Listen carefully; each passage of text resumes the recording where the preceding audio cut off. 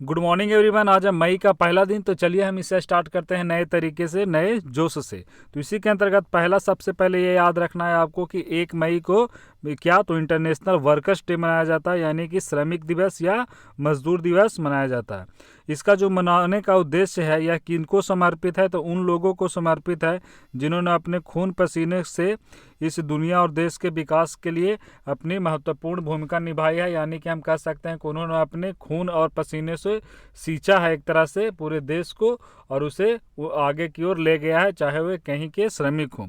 इसकी शुरुआत हम दो तरीके से याद रख सकते हैं कि भारत में इसकी शुरुआत कब हुई और विश्व स्तर पर इसकी शुरुआत कब हुई। तो यहाँ पे आप देख सकते हैं इसकी शुरुआत 1 मई 1886 ईस्वी को अमेरिका में कई मजदूर यूनियनों ने काम का समय 8 घंटा से ज़्यादा न रखने जाने पर हड़ताल किया था, कि जो काम का समय हो 8 घंटा से ज़्यादा ना हो। इस हड़ताल में हुआ क्या कि शिकागो के हेमाक्रेट में बम धमाका हुआ, लेकिन बम धमाका किसने किया था यह किसी को पता नहीं था। बदले में जो पुलिसकर्मी थे वे प्रदर्शनकारियों पर गोली चला दिए, जिसमें कई प्रदर्शनकारी मारे गए।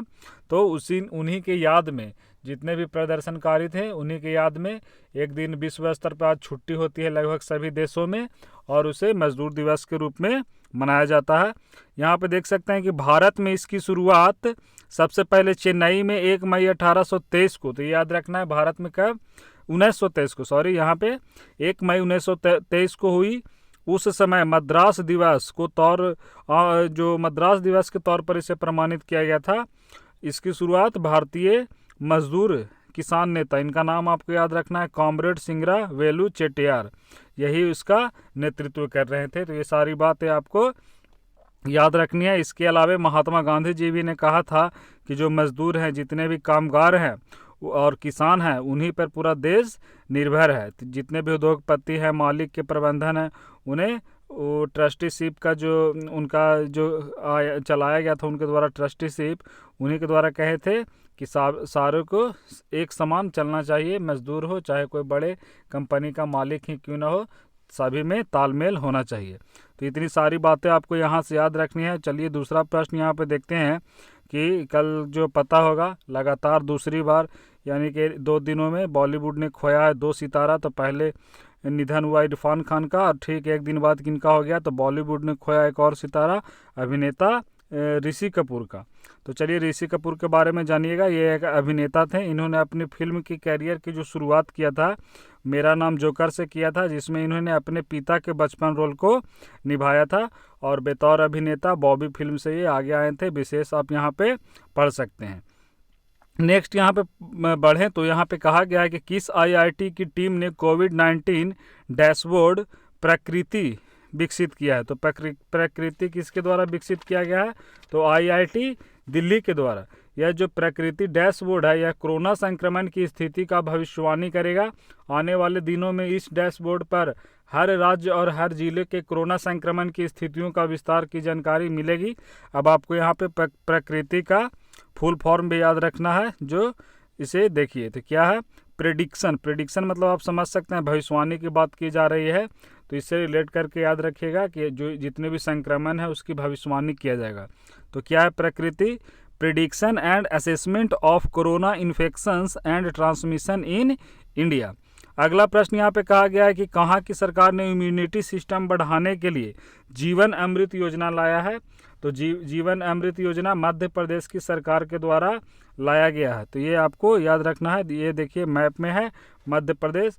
इसके अलावा आपको एक 2 दिन पहले भी बताया गया था कि इसी तरह का एक और जो मध्य प्रदेश में लाया गया था, जो वहाँ के जितने भी वर्कर थे वे क्या कर रहे थे, तो जो मास्क होता है उसको बनाने के लिए कार्य कर रहे थे। तो उसका भी नाम इसी से रिलेटेड था। तो उसका नाम आप सोचिए, तो उसका नाम था जीवन शक्ति योजना, जिसके तहत प्रति मास्क वहाँ की महिलाओं को 11 रुपया वितरण किया जा रहा था वहाँ की सरकार के द्वारा। तो मध्य प्रदेश के लोकेशन और यहाँ के मुख्यमंत्री जो कौन है, शिवराज सिंह चौहान। तो और कई बार यहाँ का डिटेल बताया गया है। तो अब इसके जो बॉर्डर है वो बताने की ज़रूरत नहीं है, आप इसे देखिए जूम करके। और चलिए अगले प्रश्न की ओर बढ़ते हैं। तो यहाँ पे कहा गया है कि दूरदर्शन पर प्रसारित कौन सा राष्ट्रीय टेलीविज़न चैनल ने सबसे ज़्यादा देखे जाने वाले कार्यक्रम का विश्व रिकॉर्ड बना लिया है। तो सोच लीजिए लॉकडाउन की स्थिति में देखते हुए जितने भी पब्लिक थे उन्हीं के डिमांड पे रामायण स्टार्ट किया गया था। तो चलिए इसी के बारे में देखिए। तो यह जो रामायण धारावाहिक है उसने विश्व रिकॉर्ड बना लिया है। यहाँ पे देख सकते हैं यह ट्वीट किया गया था प्रसार भारती के द्वारा। वहाँ पे कहा गया था कि 77 मिलियन ऑन द 16 अप्रैल 2020। तो देखिए 2020 में ही क्या हुआ, अर्थात 16 अप्रैल 2020 तक ही 7 करोड़ 70 लाख लोगों ने इसे देखा था। और इसके बारे में तो पता होगा, इसका प्रसारण 28 मार्च से हुआ था। तो ये आपको याद रखना है। यहाँ पे आप पढ़ सकते हैं, देखिए Ramayan world record highest viewed entertainment program globally. तो विश्व स्तर पर सबसे ज़्यादा देखे जाने वाला कार्यक्रम बन गया है। तो इसे ध्यान में रखिएगा। किनके द्वारा, किनके निर्देशन में हुआ था, तो रामानंद सागर जी के निर्देशन में। ये भी आप याद रख सकते हैं। चलिए अगले प्रश्न की ओर यहाँ पे बढ़ते हैं। तो कहा गया है कि किसके द्वारा कोविड-19 संक्रमण को समाप्त करने के लिए माइक्रोवेव अतुल्य, तो ये नाम आपको रखना है, माइक्रोवेव अतुल्य याद रखना, किसके द्वारा विकसित किया गया है, यही देखिए। तो यह DRDO के द्वारा विकसित किया गया। यहाँ पे आप देख सकते हैं यही है अतुल्य। अब चलिए हम इसके बारे में थोड़ा और डीपली समझते हैं कि क्या है अतुल्य नाम का। यह जो मशीन है इसके जरिए 56 से 60 डिग्री सेल्सियस तापमान पर कोविड-19 के वायरस को खत्म किया जा सकता है। जिस भी सामान को स्टेलाइज करना है, यानी कि उसको हम कह सकते हैं कि जहाँ से उसको विषाणु हटाना है, जैसे स्टेलाइज आप सुने होंगे पहले, जितने भी मेडिकल इक्विपमेंट है ऑपरेशन के पहले उसको स्टेलाइज किया जाता है। तो उसी प्रकार आप समझ सकते हैं कि किसी भी सामान को अगर स्टेलाइज करना है, वहाँ पे उसको विषाणु को मारना है, तो लगभग 30 सेकंड से करीब 1 मिनट तक जैसा उसका आकार है उस स्थिति से इसे मारा जा सकता है वहाँ के कीटाणु पर। चाहे आप सामने में सोफ़ा क्यों नहीं रखा हो, कुर्सी रखा हो या अन्य कोई चीज़ हो, उसके सामने आपको इसको ले जाना है वहाँ से। फिर ये क्या करेगा, अन्य जितने भी सामने वस्तु रखा हुआ है उसको घुमाने के फलस्वरूप इसको हम घुमाएंगे चारों तरफ, तो यहाँ से जो निकलेगा इसके अंदर से, उसी से क्या होगा, जितने भी कीटाणु हैं मारे जाएंगे। तो इसको आपको याद रखना है। तो किसके द्वारा, या DRDO के द्वारा। तो लेकिन आप यहाँ पे देख सकते हैं कि ये क्या लिखा हुआ है, यहाँ पे पढ़िए, defence institute of advance technology. तो यह जो defence institute of advance technology यानी कि उन्नत प्रौद्योगिकी रक्षा संस्थान, यह DRDO की ही एक अधीन संस्था है। तो ये भी याद रखिएगा। इसका जो मुख्यालय है पुणे में है। अब चलिए DRDO के बारे में जानते हैं। इसका गठन कब हुआ DRDO का, तो DRDO का कई बार बताया गया कब इसका गठन हुआ, 1958 में। तो ये बातें आपको DRDO से याद रखना है। चलिए अगले प्रश्न की ओर बढ़ते हैं। यहाँ पे तक कहा गया है कि कर्नाटक के कौन से पूर्व क्रिकेटर USA यानी कि अमेरिका के नए कोच होंगे। तो देखिए अमेरिका के नए कोच बनने की बात किया जा रहा है। इनका चेहरा अगर आप पहचानते हो तो बताइए। ये जो है 2013-14 और 2014-15 के जो सत्र है उसमें रणजी ट्रॉफी जो क्रिकेट से रिलेटेड है, विजय हजारे ट्रॉफी वो भी क्रिकेट से, और ईरानी कप वो भी क्रिकेट से। तो इन सभी में यह कप्तानी कर चुके हैं। इसके अलावा जो फर्स्ट क्लास क्रिकेट में हम कह सकते हैं कि इनके नाम 7200 से भी ज़्यादा रन इनके नाम पे दर्ज है। तो यही है, इनका नाम आप याद रखिएगा, J. अरुण कुमार। इन्हें अमेरिका का क्या बनाया गया है, तो बल्लेबाजी का कोच बनाया गया है। तो हम कह सकते हैं कि ये जो इनका एक अभी स्टेटमेंट आया था उसमें कह रहे थे कि मेरा लक्ष्य है कि अमेरिका को टेस्ट खेलने वाला देश बनाना है। तो टेस्ट हर कोई देश तो नहीं खेल सकता है, वो बहुत मुश्किल वाला क्रिकेट का जो फॉर्मेट है उसमें टेस्ट ही सबसे मुश्किल है। जो T20 हो रहा है उसमें तो लोग खेल लेते हैं, लेकिन जो खिलाड़ियां होती है, जितने भी खिलाड़ी हैं उनकी असली परख टेस्ट में ही होता है। तो इनका लक्ष्य है, देखिए काफ़ी लक्ष्य मुश्किल है लेकिन ऐसा इनका प्रयास है। अगले प्रश्न की ओर यहाँ पे बढ़ते हैं। तो कहा गया है कि केंद्र सरकार ने किसे संयुक्त राष्ट्र में भारत का अगला राजदूत अथवा अस्थायी प्रतिनिधित्व नियुक्ति करने की घोषणा की है। तो ये देख सकते हैं ये कौन है, TS तिरुमूर्ति। तो ये देखिए इन्हीं को क्या किया गया, तो अगला राजदूत तो कहाँ, संयुक्त राष्ट्र में। तो इनके पहले कौन थे ये भी हमको जानना है। तो इनके पहले कौन थे, अकबरुद्दीन। तो जो अकबरुद्दीन थे वो कई मौक़ों पर भारत को पक्ष रखा था UN के सामने, यानी कि दुनिया के सामने मजबूती से रखा था। अब इनसे भी ऐसा भरोसा किया जा रहा है कि ये भी उसी प्रकार रखे जैसा कि अकबरुद्दीन ने संयुक्त राष्ट्र में पाकिस्तान समर्थित आतंकवादी संगठन तो जो था जैसे मोहम्मद के सरगना मोहम्मद अजहर को वैश्विक स्तर पर घोषित जो वैश्विक आतंकवादी घोषित करने में प्रमुख भूमिका निभाए थे। इसके अलावा वह संयुक्त राष्ट्र में कश्मीर का मुद्दा उठाने से चीन को रोकने का भी काफ़ी प्रयास किए थे। तो इनसे भी इसी प्रकार की विश्वास किया जा रहा है। ये 1985 बैच के भारतीय विदेश सेवा यानी कि IFS जो इंडियन फॉरेन सर्विसेज है उसी के अधिकारी हैं। तो इनका नाम आपको याद रखना TS त्रिमूर्ति।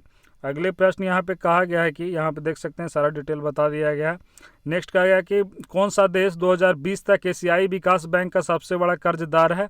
तो भारत अभी तक सबसे बड़ा कर्जदार बन गया है ADB का स्थापना कब हुआ था इसके बारे में कई बार बताया गया। आप चलिए इसे कमेंट में बताइए जो एशियन डेवलपमेंट बैंक है। अगला देखिए काफ़ी इंपॉर्टेंट है, चलिए उसे देखते हैं। और हाँ, कमेंट में जो भी मेरे द्वारा सवाल पूछा जा रहा है वो आप कमेंट में उसे लिख कर नहीं दे रहे हैं तो आज से कोई भी प्रश्न नहीं पूछा जाएगा क्योंकि वहाँ से कोई रिस्पांस नहीं आ रहा है। अभी जो पूछा गया ADB का उसको रहने दीजिए, कल उसका करा दिया जाएगा क्योंकि रिस्पांस नहीं आ रहा है तो फिर प्रश्न पूछने का कोई मतलब नहीं होता है। अगले प्रश्न की ओर यहाँ पे बढ़ते हैं। तो कहा गया है कि वर्ष 2020 के लिए 5 सदस्यीय जो ब्रिक्स है उसका अध्यक्ष किसे नियुक्त किया गया है। तो 2020 में इसके अध्यक्ष कौन होंगे। तो रूस में इसे आयोजित किया जाएगा ब्रिक्स सम्मेलन को। अब चलिए हम थोड़ा इसे डीपली समझते हैं। ब्रिक्स को पहले ब्रिक नाम से जाना जाता था। किस नाम से? ब्रिक नाम से, यानी कि ब्राज़ील, रसिया, इंडिया और चाइना, इसमें 4 सदस्य थे। इसका गठन 2009 में हुआ था, लेकिन 2010 में इसमें एक सदस्य और जोड़ा गया और ये हो गया ब्रिक्स, यानी कि इसमें साउथ अफ्रीका लास्ट में जुट गया। तो इसमें वर्तमान में पूछा जाए कि ब्रिक्स में कितने मेंबर हैं तो देख सकते हैं 1 2 3 4 5 मेंबर हैं। यहाँ से जो काफ़ी इंपॉर्टेंट है वो आपको याद रखना है, चाहे आने वाला कोई भी बड़ा से बड़ा एग्ज़ाम क्यों ना हो या छोटा ही एग्ज़ाम क्यों ना हो, ये काफ़ी इंपॉर्टेंट है जो अभी बताने जा रहा हूँ। चूँकि इसका पूछा गया कि 2020 में जो इसका सम्मेलन है वो कहाँ होगा, रसिया में होगा। और वे कौन सा नंबर का होगा, तो 12वें नंबर का होगा रसिया में। BPSC में पिछला पूछा गया था 11वां नंबर का जो हुआ था ब्राज़ील में, तो वो भी आपको याद रखना, उस समय वह करेंट का मुद्दा था। तो इससे पहले वाला भी आपको याद रखना है कि जो 11वां ब्रिक्स सम्मेलन हुआ था वह कहाँ हुआ था, तो ब्राज़ील में हुआ था। तो ब्रिक्स उभरती हुई राष्ट्रीय अर्थव्यवस्थाओं का एक संघ है। इसमें हम देख सकते हैं जो रसिया है, चाइना है, कई बड़े बड़े इसमें देश भी हैं। ब्रिक्स को R5 नाम से भी जाना जाता है। चलिए ये देखिए नया चीज़ शायद आपको सीखने को मिले। ब्रिक्स को क्या कहा जाता है, तो R5 के नाम से इसे जाना जाता है। चलिए यहाँ पे प्रश्न बनता है कि R5 से क्यों जानते हैं, क्योंकि यहाँ जितने भी ब्रिक्स के देश हैं उनके जो करेंसी हैं सभी का नाम R से स्टार्ट होता है। अब चलिए बारी बारी से सभी को करेंसी भी आपको रटा देता हूँ। जैसे ब्राज़ील, तो ब्राज़ील का करेंसी क्या है, रियाल, आप पढ़े होंगे, तो R से स्टार्ट हुआ। इसके बाद आ जाइए रसिया, तो रसिया का क्या है, रूबल, ये भी R से स्टार्ट है, तो रसिया का भी आपको याद हो गया। नेक्स्ट अगर बढ़ते हैं इंडिया को तो रुपया आपको पता है, और चाइना का रेनमिनबी, ये भी R से स्टार्ट है, रेनमिनबी, तो ये अभी आपको याद रखना है, ये कहाँ का है, तो चाइना का। नेक्स्ट कौन बच गया, साउथ अफ्रीका, तो साउथ अफ्रीकन रैंड है, तो ये भी R से स्टार्ट है। तो ये आपको याद रखना, ये पाँचों का, इसलिए इसे क्या कहा जाता है, R5। तो इस ब्रिक्स का सारा आपको कंप्लीट हो गया होगा। रसिया के कौन है, रसिया में होने वाला है, तो वहाँ के जो राष्ट्राध्यक्ष हैं उनका भी नाम आपको याद रखना है। कौन है, तो व्लादिमीर जो पुतिन, तो कौन है, यह नाम आपको याद रखना है, पुतिन का नाम याद रखना है। अब चलिए अगले प्रश्न की यहाँ पे बढ़ते हैं। तो कहा गया कि हाल ही में किसने सतर्कता आयुक्त के रूप में शपथ लिया है, तो किन्होंने सतर्कता आयुक्त के रूप में शपथ लिया है, तो ये सुरेश N पटेल ने सतर्कता आयुक्त के रूप में शपथ लिया है। चूँकि जो इसमें मुख्य सतर्कता आयुक्त होते हैं उसके अलावा 2 अन्य भी होते हैं, तो वही अन्य में ये हैं सुरेश N पटेल। अगले प्रश्न की ओर यहाँ पे बढ़िए। तो कहा गया कि इंटरनेशनल जैज डे एक संगीत विद्या है, यह वेस्टर्न सभ्यता है वहीं से प्रभावित है। तो पूछा जा रहा है कि यह जो इंटरनेशनल जैज डे है वह कब मनाया गया, तो यह 30 अप्रैल को मनाया गया। यूनेस्को इसे हर साल 2011 से एक खास दिन के रूप में मना रहा है। तो क्या है, इंटरनेशनल जैज डे। अब चलिए हम थोड़ा यूनेस्को के बारे में जान लेते हैं, क्योंकि इसे यूनेस्को मना रहा है। पहला तो आपको यूनेस्को का फुल फॉर्म याद रखना है, इसका क्या है, यूनाइटेड नेशन एजुकेशनल साइंटिफिक, क्या है यहाँ पे देख सकते हैं, United Nation Educational Scientific and Cultural Organization. इसका गठन कब हुआ ये जानिए, 1946 में। और इसका जो हेडक्वार्टर है वह कहाँ है, तो पेरिस में। ये आपको याद रखना कि यूनेस्को का हेडक्वार्टर कहाँ है, पेरिस में है। नेक्स्ट प्रश्न है कि आयुष्मान भारत दिवस कब मनाया गया, तो यह 30 अप्रैल को आयुष्मान भारत दिवस मनाया गया। आयुष्मान भारत दिवस से अब आपको याद करना है रिलेट करके, जो आयुष्मान इसके पहले एक स्कीम लाया गया था भारत सरकार द्वारा 2018 में। कब, तो 23 दिसंबर 2018 को। तो कौन सा स्कीम, काफ़ी बड़ी स्कीम थी, विश्व स्तर पर सबसे बड़ी स्कीम इसकी मानी जा रही है स्वास्थ्य सेवा को लेकर। तो वह स्कीम कौन सा था, आयुष्मान भारत योजना। तो आयुष्मान भारत योजना जो था, जिसके माध्यम से 10 करोड़ परिवारों के 50 करोड़ लोगों को मुफ्त इलाज सुविधा मुहैया कराया जाएगा, यानी कि जितने भी प्रत्येक परिवार हैं उनको 5 लाख रुपए तक कैश रहित स्वास्थ्य बीमा उपलब्ध कराना है। तो ये आपको याद रखना है। तो उसी से रिलेट करके ये भी आपको याद रखना है कि आयुष्मान भारत दिवस कब मनाया गया, तो 30 अप्रैल को। नेक्स्ट प्रश्न है कि हाल ही में किस राज्य सरकार ने कोविड-19 राहत कोष में धन जुटाने के लिए शतरंज टूर्नामेंट आयोजित किया है। तो शतरंज इसका जो विश्वनाथ आनंद जी हैं, जो शतरंज के ग्रैंड मास्टर, वो भी इसमें लगे हुए हैं। तो यह किसके द्वारा किया गया है, कर्नाटक के गवर्नमेंट के द्वारा। अब चलिए हम कर्नाटक के बारे में थोड़ा जान लेते हैं, थोड़ा इसके बारे में, और इसके बारे में थोड़ा डीपली जानेंगे। चलिए वीडियो के अंत में आगे हम थोड़ा 1-2 प्रश्न देख लेते हैं। यहाँ पे कहा गया है कि हाल ही में किस राज्य सरकार ने बड़े पैमाने पर बंजर भूमि पर कृषि परियोजना लॉन्च करने की घोषणा की है। चूँकि यह किसके द्वारा किया गया है, केरल सरकार के द्वारा, क्योंकि लॉकडाउन की स्थिति में इस जितने भी नुकसान हुए हैं उसी की जो भरपाई है उसी के लिए ऐसा किया जा रहा है। तो केरल के बारे में भी अभी हम अंत में देखते हैं। तो चलिए यहीं पे हम सभी को देखेंगे। यहाँ पे कहा गया है कि किस राज्य सरकार ने उम्बारे आंगनबाड़ी नामक पहल स्टार्ट किया था। ऐसा किसने किया है, गुजरात ने किया। अब चलिए यहाँ पे जो मेरा उद्देश्य था अभी यहाँ पे बताने का, चलिए उसे हम समझ लेते हैं। तो सबसे पहले आज 1 मई है। तो आज जो महत्वपूर्ण तिथियाँ वे दोनों याद रखना। यहाँ पे आ जाइए अब, ये गुजरात है, यहाँ पे देखिए, और गुजरात के ठीक नीचे आइए महाराष्ट्र। तो ये पहले जो आज़ादी से पहले ये किसके अंतर्गत आता था, तो ये बम्बई प्रेसिडेंसी के अंतर्गत आता था। तो बम्बई प्रेसिडेंसी से ही अलग होकर कौन कौन से राज्य बने हैं, तो गुजरात बने हैं और महाराष्ट्र बने हैं। तो यहाँ पे आपको याद रखना है कि गुजरात और महाराष्ट्र का जो फॉर्मेशन हुआ वह बम्बई प्रेसिडेंसी से अलग होकर 1 मई को ही हुआ था। इसीलिए यह तिथि आपको याद रखना है। यानी कि पूछा जाए कि गुजरात का गठन कब हुआ, तो 1 मई 1960, और महाराष्ट्र का भी 1 मई 1960। यानी कि जो गुजरात डे है, गुजरात दिवस और महाराष्ट्र दिवस आज ही के दिन मनाया जाता है। तो इसे आप याद रखिएगा। इसके नीचे आ जाइए, कर्नाटका को जो उस बारे में कहा गया था यहाँ पे बताया जाएगा। तो कर्नाटका और केरला, देखिए मैप से याद करना कितना आसान है।